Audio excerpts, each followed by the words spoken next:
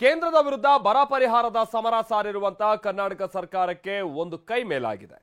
ಬರ ಪರಿಹಾರ ನೀಡುವಂತೆ ಕೇಂದ್ರಕ್ಕೆ ಸೂಚಿಸೋದಕ್ಕೆ ಸುಪ್ರೀಂ ಕೋರ್ಟ್ಗೆ ಅರ್ಜಿಯನ್ನ ಸಲ್ಲಿಸಲಾಗಿತ್ತು. ಇವತ್ತಿನ ವಿಚಾರಣೆ ಸಂದರ್ಭದಲ್ಲಿ ಕೇಂದ್ರ ಸರ್ಕಾರ ತನಗಾಗಬಹುದಾದಂತಹ ಮುಖಭಂಗದಿಂದ ತಪ್ಪಿಸಿಕೊಳ್ಳುವ ಪ್ರಯತ್ನವನ್ನ ಪಟ್ಟಿದೆ. ಹಾಗಿದ್ರೂ ರಾಜ್ಯ ಸರ್ಕಾರದ ಕೈ ಮೇಲಾಗಿದ್ದು ಹೇಗೆ? ಬೀಸೋ ದೊಣ್ಣೆಯಿಂದ ಕೇಂದ್ರ ಸರ್ಕಾರ ಪಾರಾಗಿದ್ದು ಹೇಗೆ? ಇಲ್ಲಿದೆ ನೋಡಿ ರಿಪೋರ್ಟ್.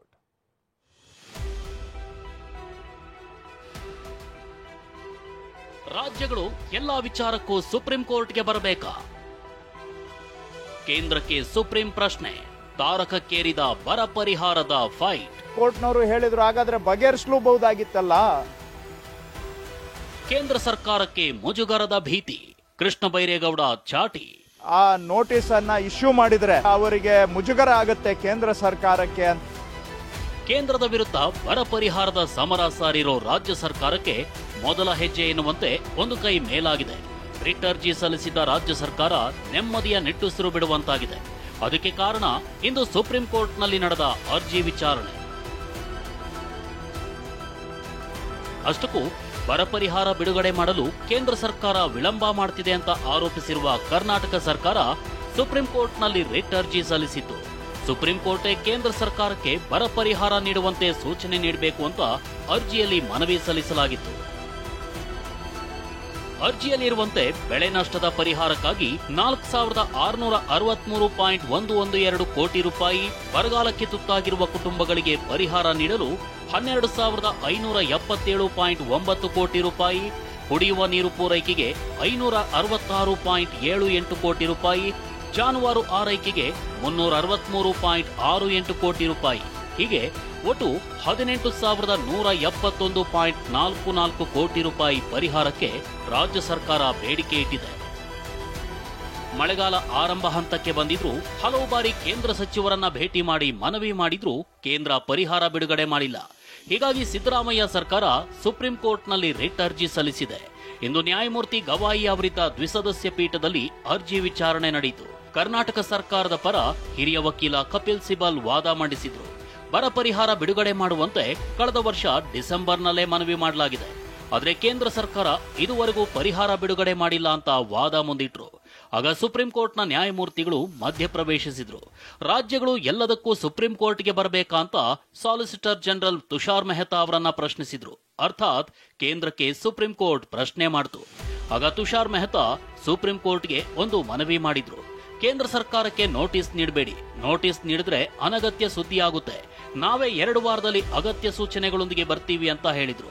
ಮೆಹ್ತಾ ಮನವಿ ಪರಿಗಣಿಸಿದ ಸುಪ್ರೀಂ ಕೋರ್ಟ್ ನೋಟಿಸ್ ನೀಡದೆ ರಾಜ್ಯದೊಂದಿಗೆ ಚರ್ಚಿಸಿ ಒಂದು ನಿರ್ಧಾರಕ್ಕೆ ಬನ್ನಿ ಅಂತ ಅಟಾರ್ನಿ ಜನರಲ್ ಹಾಗೂ ಸಾಲಿಸಿಟರ್ ಜನರಲ್ಗೆ ಸೂಚನೆ ನೀಡಿದೆ. ಈ ಬಗ್ಗೆ ದೆಹಲಿಯಲ್ಲೇ ಪ್ರತಿಕ್ರಿಯೆ ನೀಡಿರುವ ಸಚಿವ ಕೃಷ್ಣ ಬೈರೇಗೌಡ, ರಾಜ್ಯಗಳು ಸುಪ್ರೀಂ ಕೋರ್ಟ್ಗೆ ಬರ್ತಿರೋ ಬಗ್ಗೆ ಕೇಂದ್ರ ಸರ್ಕಾರವನ್ನ ನ್ಯಾಯಪೀಠ ಪ್ರಶ್ನಿಸಿದೆ.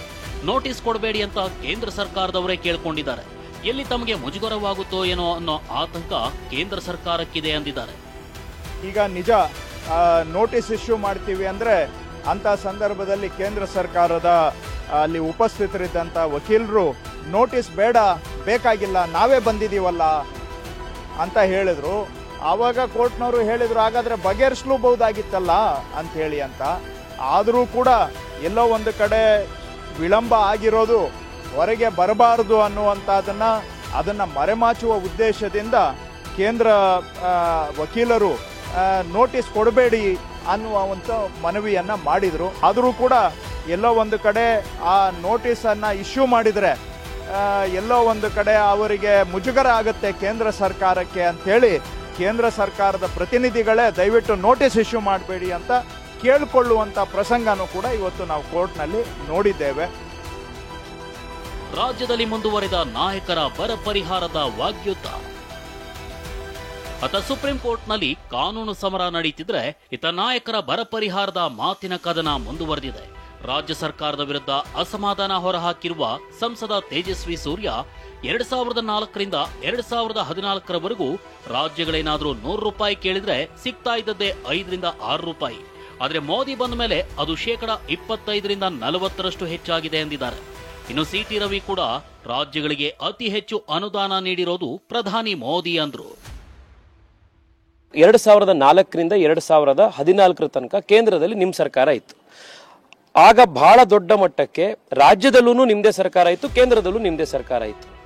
ಆಗ ನೀವು ಬರ ಪರಿಹಾರಕ್ಕೆ ನಿಧಿಗೆ ನೀವು ಕೇಂದ್ರ ಸರ್ಕಾರಕ್ಕೆ ಕೇಳಿದ್ರಿ, ನೀವು 100 ರೂಪಾಯಿ ಕೇಳಿದ್ರಿ ಎಸ್ಟಿಮೇಷನ್, ಕೇಂದ್ರ ಸರ್ಕಾರದಿಂದ 5 ರೂಪಾಯಿ 6 ರೂಪಾಯಿ ಕೊಡೋರು. ಅದೇ 2014ರಿಂದ 2024 10 ವರ್ಷದ ಅವಧಿಯಲ್ಲಿ ಯಾವಾಗ ರಾಜ್ಯ ಸರ್ಕಾರ ಕೇಂದ್ರಕ್ಕೆ ಬರ ಪರಿಹಾರದ ಒಂದು ಎಸ್ಟಿಮೇಟ್ ಮಾಡಿ ಕಳಿಸಿದೆಯೋ 25% ಇಂದ 45% ತನಕ ಕೇಂದ್ರ ಸರ್ಕಾರ ದುಡ್ಡು ಕೊಟ್ಟಿದೆ. ಅತಿ ಹೆಚ್ಚು ಅನುದಾನವನ್ನ ರಾಜ್ಯಕ್ಕೆ ಕೊಟ್ಟ ಪ್ರಧಾನಮಂತ್ರಿ ಯಾರಾದರೂ ಇದ್ರೆ ಅದು ನರೇಂದ್ರ ಮೋದಿ ಅವರು. ಅತಿ ಹೆಚ್ಚು ರಾಜ್ಯಕ್ಕೆ ಕೊಟ್ಟಿರುವುದು ಮೋದಿಯವರು, ಉಳಿದೆಲ್ಲರಿಗಿಂತ ಹೆಚ್ಚು. ನಾವೀಗಾಗಲೇ ದಾಖಲೆಗಳನ್ನು ಮುಂದಿಟ್ಟಿದ್ದೇವೆ. ಚರ್ಚೆ ನಡೆಸೋಣ. ಆದರೆ ಬಿಜೆಪಿ ನಾಯಕರ ಹೇಳಿಕೆಗೆ ತಿರುಗೇಟು ಕೊಟ್ಟಿರುವ ಸಚಿವ ದಿನೇಶ್ ಗುಂಡೂರಾವ್ ಅಮಿತ್ ಶಾ ವಿರುದ್ಧ ಕಿಡಿಕಾರಿದ್ದಾರೆ. ಅಸಲಿಗೆ ರಾಜ್ಯದಲ್ಲಿ ಪ್ರಚಾರಕ್ಕೆ ಬಂದಾಗ ಕರ್ನಾಟಕ ಸರ್ಕಾರವೇ ತಡವಾಗಿ ಅರ್ಜಿ ಸಲ್ಲಿಸಿತ್ತು ಅಂತ ಅಮಿತ್ ಶಾ ಹೇಳಿದ್ರು. ಇದನ್ನ ಪ್ರಸ್ತಾಪಿಸಿದ ದಿನೇಶ್ ಗುಂಡೂರಾವ್ ಸುಪ್ರೀಂ ಕೋರ್ಟ್ನಲ್ಲೂ ಇದೇ ಹೇಳಿಕೆಯನ್ನೇ ಅಫಿಡವಿಟ್ ಅಂತ ಕೊಡ್ಲಿ ನೋಡೋಣ ಅಂತ ಸವಾಲು ಹಾಕಿದ್ದಾರೆ. ರಾಜ್ಯ ಸರ್ಕಾರ ತಡವಾಗಿ ಕೊಟ್ಟರು, ನಮಗೆ ಅದನ್ನು ತಡೆ ಆಗಿದೆ.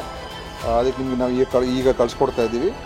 ಅದರಿಂದ ನೀವು ಈಗ ಅದನ್ನು ಇದು ತುರ್ತು ಪರಿಸ್ಥಿತಿ ಇರೋದ್ರಿಂದ ಆದಷ್ಟು ಬೇಗ ಇದನ್ನು ಬಿಡುಗಡೆ ಮಾಡಿ ಅಂತ ಹೇಳ್ಬಿಟ್ಟು ಆ ಥರ ಒಂದು ಆ ಸನ್ನಿವೇಶವನ್ನು ಎಕ್ಸ್ಪ್ಲೇನ್ ಮಾಡಬೇಕಾಗಿತ್ತು. ಅದ್ಯಾಕೆ ಹೇಳಲಿಲ್ಲ ಅವರು? ಅಮಿತ್ ಶಾ ಬಂದು ಭಾಷಣ ಮಾಡಿ ಹೋಗೋದಲ್ಲ, ಸುಪ್ರೀಂ ಕೋರ್ಟಲ್ಲಿ ಅಫಿಡವಿಟ್ ಕೊಡಲಿ. ಸದ್ಯ ಬರ ಪರಿಹಾರದ ವಿಚಾರವಾಗಿ ರಾಜ್ಯ ಸರ್ಕಾರಕ್ಕೆ ಸುಪ್ರೀಂ ಕೋರ್ಟ್ನಲ್ಲಿ ಆಶಾದಾಯಕವಾದ ಸನ್ನಿವೇಶ ನಿರ್ಮಾಣವಾಗಿದೆ. ಕೇಂದ್ರ ಸರ್ಕಾರ 2 ವಾರದ ಬಳಿಕ ಅದ್ಯಾವ ಪ್ರತಿಕ್ರಿಯೆ ಕೊಡುತ್ತೆ, ಬರ ಪರಿಹಾರ ಕೇಳಿದಷ್ಟು ಸಿಗುತ್ತಾ ಇಲ್ವಾ ಕಾದು ನೋಡಬೇಕಿದೆ. ಹರೀಶ್, TV9 ನವದೆಹಲಿ.